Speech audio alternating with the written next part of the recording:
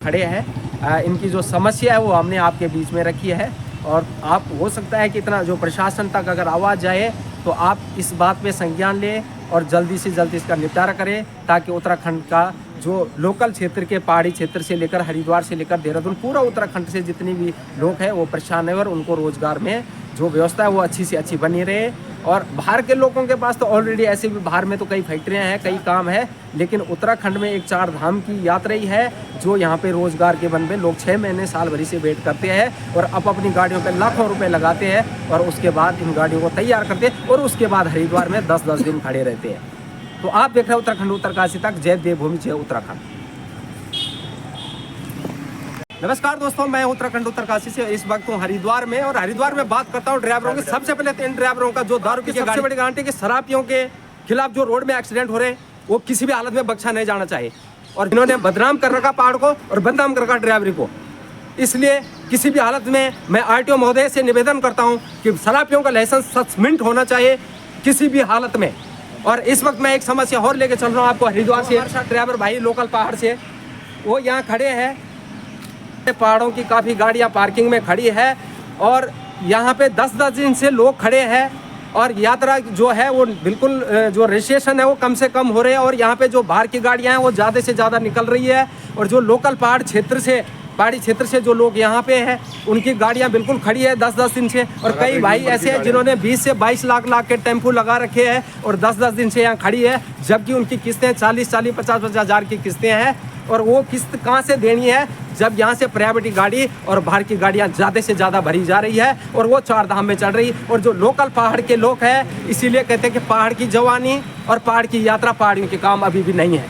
क्यों कि होटल बोलो बाहर के, गाड़ियाँ बोलो बाहर की, तो लोकल क्षेत्र के जो पहाड़ी लोग हैं उनके पास किसी तरह का भी रोज़गार नहीं है और जो रोज़गार था भी वो कुछ बाहर के लोगों ने मिलके उनकी गाड़ियां भर रहे हैं और यहाँ पे लोकल क्षेत्र के सभी टेम्पू से लेकर बोलेरो तक सभी खड़ी है। मैक्स टैक्सियाँ जितने भी मोटर मालिक है वो बड़े परेशान हैं और 10-10 दिन से हरिद्वार में बैठे हुए हैं। तो आपको मैं अभी गाड़ियां दिखाऊंगा कितनी लोकल गाड़ियां यहाँ पे ज़्यादा से ज़्यादा खड़ी है और मेरे साथ कितने ड्राइवर भाई आप देख रहे हैं पीछे खड़े। बाहर की गाड़ियाँ सारी चले जा रही है। इधर आओ, क्या समस्या? बाहर की गाड़ियाँ तो सारी चल रही है, उनको कोई रोक नहीं है। बाकी हमारी लोकल उत्तराखंड की कोई भी गाड़ी जा रही है तो हर जगह पुलिस वाले रोक रहे हैं। बाहर की गाड़ियों को एक पुलिस वाला भी कोई रोक नहीं रहा। बाहर की गाड़ियाँ जो प्राइवेट गाड़ियाँ उनका कोई परमिट है सवारी उठाने का, इस पर सरकार कोई ध्यान नहीं दे रहे। मतलब लोकल हमारे उत्तराखंड पे सब कुछ करना है।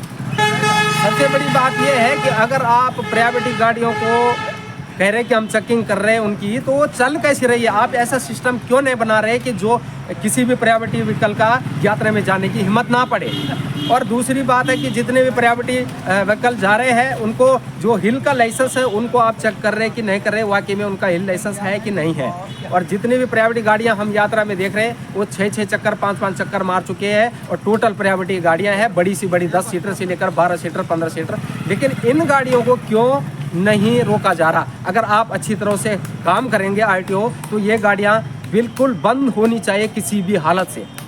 और आप उत्तराखंड के लिए कहते हैं कि अभी भारत जनता पार्टी को 5 की 5 सीट उत्तराखंड से मिले, आप तो चाहते हैं कि वोट तो हमें मिले लेकिन काम ना मिले, तो काम के लिए कहाँ जाएंगे लोकल आदमी? ये बताइए। आपको जब वोट की बारी आती है तब कहते हैं आपके लोकल क्षेत्र के लोग को हमें वोट दे, हमें वोट दे, लेकिन जब काम और रोजगार की बात आती है तब आप इस चीज़ में ध्यान नहीं देते कि लोकल के आदमियों को भी काम चाहिए होता है। तो दोस्तों आप देख रहे हैं उत्तराखंड उत्तरकाशी और इस वक्त मेरे साथ काफ़ी ड्राइवर खड़े हैं। तो यहाँ पे भाई लोग काफ़ी यहाँ पे, हाँ तो क्या और भी कितने लोग खड़े हैं यहाँ, कितने दिन से खड़े हैं? भाई 3-4 दिन हो गए। हाँ भाई 4-5 दिन हो गए यहाँ खड़े, कोई 4-5 दिन हो गए, किसी को 5-6 दिन हो गए, सब खड़े हैं यहाँ। गाड़ी नहीं भर रही, बाहर की गाड़ियाँ तो भर रही है लेकिन यहाँ की गाड़ी कोई लोकल गाड़ी नहीं भर रही। गाड़ियों की देखना लाइन लगी है, सारी गाड़ियाँ खड़ी है यहाँ। तो ये देख सकते हैं यहाँ पे ये सब अभी काफ़ी ड्राइवर भाई अपनी गाड़ियों में बैठे हुए हैं। ये कुछ लोग हैं जो यहाँ पे अभी आए, तो काफ़ी लोग कई दिनों से ये परेशानी थी है, इसको हम रखना चाहते थे अपनी आवाज़ को कि ताकि लोग इसमें जो प्रशासन है वो ध्यान दे और किसी भी हालत में इस प्राइवेट गाड़ियों को या बाहर की जो प्राइवेट गाड़ियां, चलो टैक्सी भी हम कहते हैं लेकिन इतना ज़्यादा भी नहीं होनी चाहिए जो बाहर की गाड़ियां चल रही है, लेकिन जो टैक्स भर रहा चलो उसको हम राहत भी कह सकते हैं कि राहत है। लेकिन जो प्राइवेट गाड़ियाँ चल रही है उनका सबसे बड़ा नुकसान ये है कि वो डाउन रेट से लेकर कम से कम प्राइस पे जा रहे हैं, क्योंकि उनको ना टैक्स भरना है, ना उनको कोई रास्ते में दिक्कत है किसी भी चीज़ के परमिट की ज़रूरत नहीं है, न उनको ग्रीन कार्ड की ज़रूरत है। तो इसीलिए प्राइवेट गाड़ियों ने सबसे बड़ा नुकसान कर रखा है उत्तराखंड को। तो दोस्तों आपने देखा भी, हरिद्वार से ये तस्वीरें आपको दिखा रहे हैं, और ये जो वीडियो हम हरिद्वार से बना रहे हैं, यहाँ पे जितने भी ड्राइवर भाई काफ़ी दिनों से खड़े हैं, इनकी जो समस्या है वो हमने आपके बीच में रखी है। और आप हो सकता है कि इतना जो प्रशासन तक अगर आवाज़ जाए तो आप इस बात पे संज्ञान लें और जल्दी से जल्दी इसका निपटारा करें, ताकि उत्तराखंड का जो लोकल क्षेत्र के पहाड़ी क्षेत्र से लेकर हरिद्वार से लेकर देहरादून, पूरा उत्तराखंड से जितनी भी लोग हैं वो परेशान है, और उनको रोज़गार में जो व्यवस्था है वो अच्छी से अच्छी बनी रहे। और बाहर के लोगों के पास तो ऑलरेडी ऐसे भी बाहर में तो कई फैक्ट्रियां हैं, कई काम है, लेकिन उत्तराखंड में एक 4 धाम की यात्रा ही है जो यहाँ पे रोज़गार के बन पे लोग 6 महीने साल भरी से वेट करते हैं, और अब अपनी गाड़ियों पे लाखों रुपए लगाते हैं, और उसके बाद इन गाड़ियों को तैयार करते हैं, और उसके बाद हरिद्वार में 10-10 दिन खड़े रहते हैं। तो आप देख रहे हैं उत्तराखंड उत्तरकाशी तक, जय देवभूमि जय उत्तराखंड।